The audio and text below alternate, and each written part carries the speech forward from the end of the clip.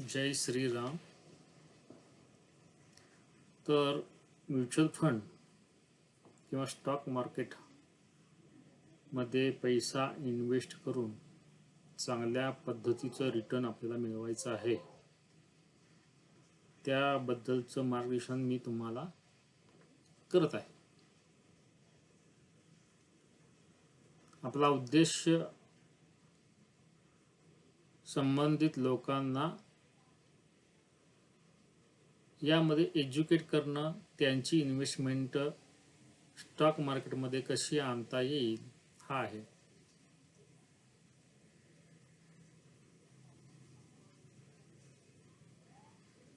Mutual फंडमध्ये दोन पद्धतीने आपण इन्व्हेस्ट करू शकतो। एक आहे ते लमसम अमाउंट, दुसरी आहे ती SIP। SIP करताना एक महत्त्वाची गोष्ट तुम्हाला सांगू इच्छितो की लोक हौसेनं SIP चालू करतात, झेपत नसतं तरी देखील झेपत नाही अशा अमाऊंटनं चालू करतात आणि 6 महिने झालं नाही तोपर्यंत मला विड्रॉ करायचं आहे, मला पैशाची गरज आहे। मार्केट डाऊन गेलं, मला काढायचं आहे, मला पैशाची गरज आहे, अशी कारणं सांगतात।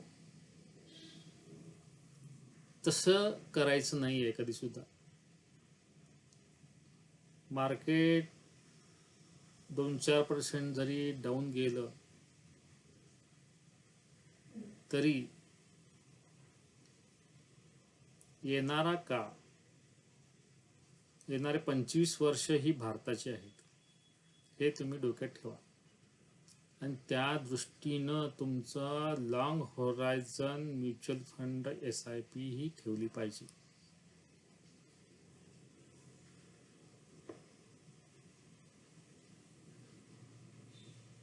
SIP ही आपल्या मुलाबाळांसाठी असते।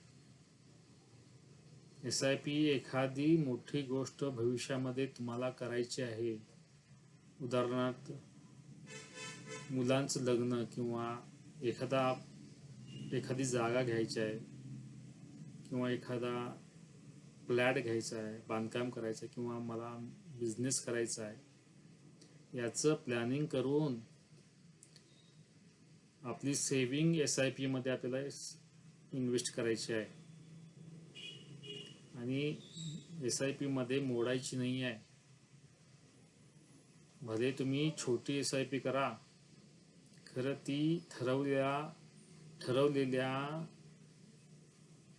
होरायझन 10 वर्ष, 15 वर्ष, 25 वर्ष ठरवलेल्याप्रमाणे ती पूर्ण करायची आहे। प्रत्येक महिन्याला किंवा ठरवलेल्या पिरियड प्रमाणे SIP ही गेली पाहिजे म्युच्युअल फंडमध्ये। किंबहुना तुम्हाला आम्ही सजेस्ट करेन त्यावेळेला तुम्हाला टॉपअप करायचं आहे आणि त्याच वेळेला तुम्हाला अशा वेळेलाच आम्ही सांगितल्याप्रमाणे तुम्ही ते केलं तर तुम्हाला चांगला बेनिफिट तुम्हाला तुमच्या SIP वरती निश्चितच दिसणार आहे।